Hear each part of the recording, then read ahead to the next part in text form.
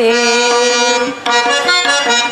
ಹಣೆಯ ಬರಹ ಅಳಿತೆ ಹಣತೆ ಆರಿತೆ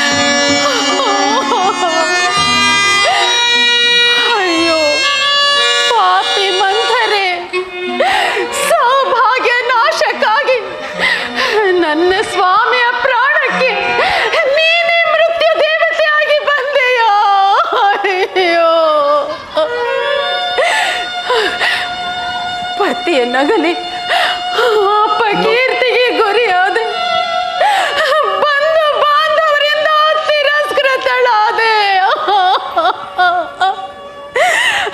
ಈ ದಾರಿಯಲ್ಲಿ ನಾನಿನ್ನು ಜೀವಿಸಲೇ ಅಯ್ಯೋ ಈ ದಾರಿಯಲ್ಲಿ ನಾನು ಜೀವಿಸಲೇ ಅಯ್ಯೋ ಪ್ರಾಣೇಶ್ವರ ಪ್ರಾಣೇಶ್ವರ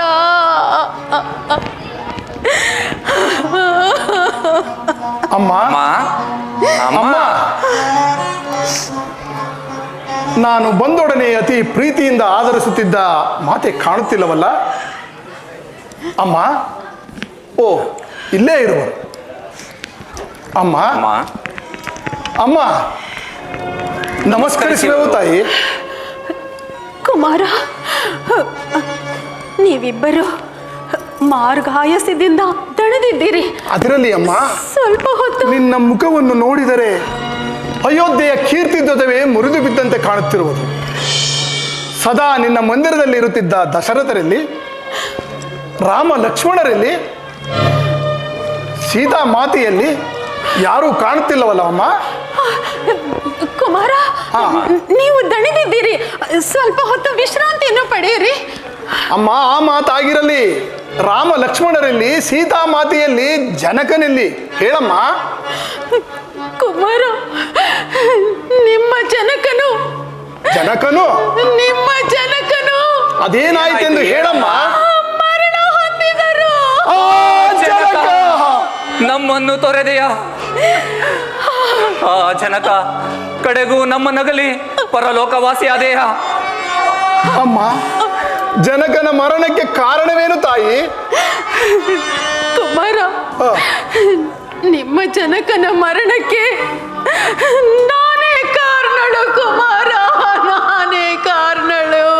ನೀನು ಕಾರಣಳೆ? ಹೇಗಮ್ಮ ತಾಯಿ? ಹಿಂದೆ ದೇವಾಸುರರ ಯುದ್ಧದಲ್ಲಿ ನಾನು ಮಾಡಿದ ಸಾಹಸವನ್ನು ಮೆಚ್ಚಿ ನಿಮ್ಮ ತಂದೆಯವರು ನನಗೆ 2 ವರಗಳನ್ನು ಕೊಟ್ಟಿದ್ದರು. ಆ ವರಗಳನ್ನು ಈ ಸಮಯದಲ್ಲಿ ಕೇಳಿಕೊಂಡೆನು ಕುಮಾರ. ಏನೆಂದು ಕೇಳಿದೆ ತಾಯಿ? ಮೊದಲನೆಯ ವರಕ್ಕೆ ಈಗಾಗಲೇ ನಿಶ್ಚಿತವಾಗಿರುವ ರಾಮಚಂದ್ರನ ಪಟ್ಟಾಭಿಷೇಕವನ್ನು ನಿಲ್ಲಿಸಿ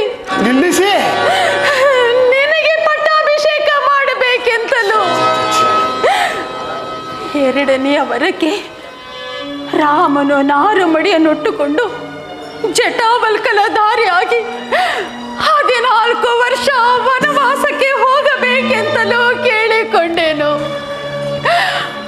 ಅದರಂತೆಯೇ ರಾಮ, ಲಕ್ಷ್ಮಣ, ಸೀತೆ ವನವಾಸಕ್ಕೆ ಹೋದರು.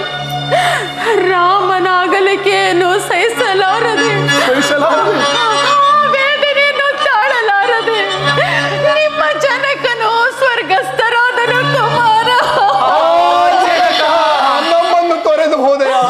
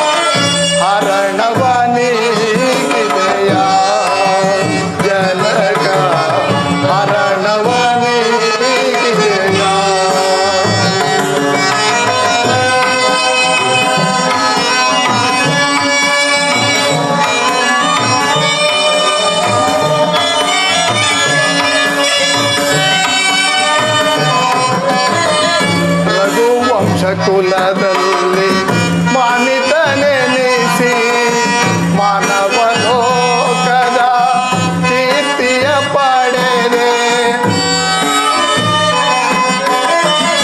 ರಘುವಂಶ ಕುಲದಲ್ಲಿ ಮಾನಿತನೆನಿಸಿ ಮಾನವ ಲೋಕದ ಕೀರ್ತಿಯ ಪಡೆದೆ. ಮಾತೆ ದುರಾಸೆಗೆ ಬಲಿಯಾದೆಯ, ನಮ್ಮನ್ನು ತೊರೆದು ಹೋದೆಯ ಜನಕ, ನಮ್ಮನ್ನು ತೊರೆದು ಹೋದೆಯ. ಅಮ್ಮ, ನೀನೆಷ್ಟು ಕ್ರೂರಿ ತಾಯಿ. ಏನು ಏನು ಹೇಳಿದೆ?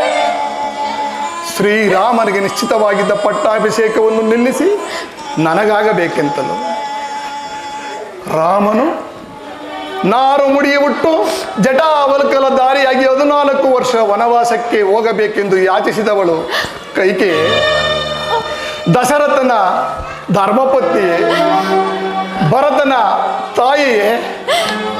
ಅಲ್ಲ ಅಲ್ಲ, ಅಯ್ಯೋ, ಮಾರಿಯ ಉದರದಲ್ಲಿ ಮನುಜರುದ್ಭವಿಸಿದನೆ. ಭ್ರಷ್ಟ ನೀಚೆಯ ಕೈಕೆಯ ಗರ್ಭದಲ್ಲಿ ಈ ಭರತನ ಉತ್ಪತ್ತಿಯಾಯಿತೆ. ಅಮ್ಮ, ಯಾರ ರಾಜ್ಯವನ್ನ ಯಾರಿಗೆ ಪಟ್ಟ ಕಟ್ಟಲು ಸಿದ್ಧಳಾಗಿದೆ ತಾಯಿ? ಛೇ, ಅಮ್ಮ ಎಂಬ ಶಬ್ದದ ಮಾತಿನ ಅರ್ಥವೇನು ತಿಳಿದಿದೆ ನಿನಗೆ? ವಂಶನಾಶವೆಂಬ ತಳಹದಿಯ ಮೇಲೆ ದಶರಥನ ಮೃತ್ಯು ದೇಹವನ್ನು ದಂಡದಂತೆ ನಿಲ್ಲಿಸಿ ಮಾತ್ಸರ್ಯ, ಅಸೂಯೆ, ಅಸಹನೆ, ಅಸಭ್ಯತೆ ಎಂಬ ಭವನವನ್ನು ನಿರ್ಮಿಸಿ ಪುತ್ರದ್ರೋಹ, ಪತಿದ್ರೋಹ, ಸವತಿದ್ರೋಹ, ರಾಜದ್ರೋಹವೆಂಬ 4 ಕಾಲುಗಳಿರುವ ಸಿಂಹಾಸನವನ್ನು ರಚಿಸಿ ಭ್ರಾತೃದ್ರೋಹವೆಂಬ ಛತ್ರದ ಕೆಳಗೆ ನನ್ನನ್ನು ಕುಳ್ಳರಿಸಿ ಸಂತೈಸಲು ಮನಸ್ಸೇಕೆ ಮಾಡಿದೆ ತಾಯಿ?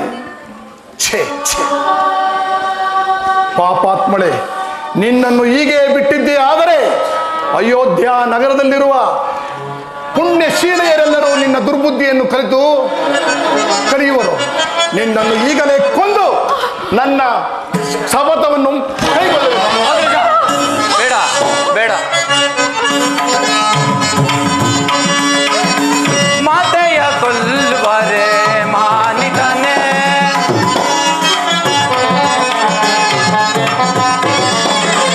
ಮಾತೆಯ ಕೊಲ್ಲುವರೆ ಮಾನಿತನೆ, ನೀತಿವಂತನು ನೀನು ಭ್ರಾಂತನಾದೆ ಏಕೋ, ನೀತಿವಂತನು ನೀನು ಭ್ರಾಂತನಾದೆ ಏಕೋ, ಮಾತೆಯ ಕೊಲ್ಲುವರೆ ಮಾನಿತನೆ.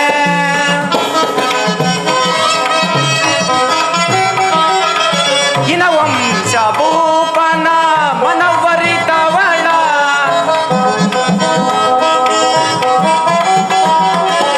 ಇನ ವಂಶ ಭೂಪನ ಮನವರಿತವಳ, ಕುಲನಾಶ ಮಾಡಿ ಕನಕಾರ್ಯ ಗೈದವಳ, ಕುಲನಾಶ ಮಾಡಿ ಕನಕಾರ್ಯ ಗೈದವಳ, ಮಾತೆಯ ಕೊಲ್ಲುವರೆ ಮಾನಿತನೆ, ನೀತಿವಂತನು ನೀನು ಭ್ರಾಂತನಾದೆ ಏಕೋ,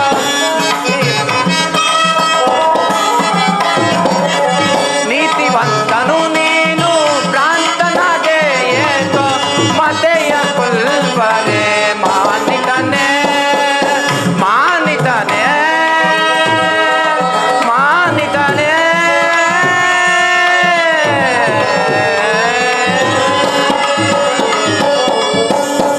ಅಗ್ರಜ, ಶಾಂತನಾಗು. ಮಾತೃವಧೆ ಮಹಾಪಾಪಕರ. ಆದ್ದರಿಂದ ನಾವೀಗಲೇ ಶ್ರೀರಾಮಚಂದ್ರನನ್ನು ಹುಡುಕಿ ಕರೆತಂದು ಪಟ್ಟಾಭಿಷೇಕ ಮಾಡೋಣ. ನಡೆ ಅಗ್ರಜ. ಸರಿಯಾಗಿ ಹೇಳಿದೆ ಶತ್ರುಘ್ನ. ಈಕೆಯನ್ನು ಕೊಂದು ನನ್ನ ಖಡ್ಗಕ್ಕೆ ಕುಂದನ್ನು ತರುತ್ತಿದ್ದೆ. ನಡೆ, ಒಂದು ಕ್ಷಣವೂ ನಿಲ್ಲುವುದು ಬೇಡ. ನಾವೀಗಲೇ ಹೊರಡೋಣ. ನಿಲ್ಲು ಕುಮಾರ, ಆಗಿದ್ದು ಆಗಿ ಹೋಯ್ತು.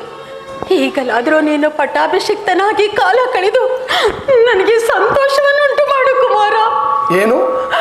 ಯಾರಿಗೆ ಪಟ್ಟಾಭಿಷೇಕವಮ್ಮ?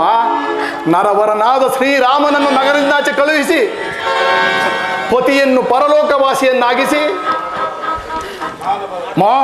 ಮಾಡಬಾರದ ಅಕೃತ್ಯವನ್ನು ಮಾಡಿ ನಿಂತಿರುವ ನಿನ್ನ ಮುಖಾವಲೋಕನವೇ ಪಾಪಕರ. ಶತ್ರುಘ್ನ, ಇನ್ನು ಒಂದು ಕ್ಷಣವೂ ನಿಲ್ಲುವುದು ಬೇಡ. ನಡೆ, ಹೊರಡೋಣ. ಅಯ್ಯೋ, ಮಂಥರೆಯ ಮಾತು ಕೇಳಿ ನನ್ನ ಸೌಭಾಗ್ಯವೇ ಸರ್ವನಾಶವಾಗಿ ಹೋಯಿತೆ. ಅಯ್ಯೋ.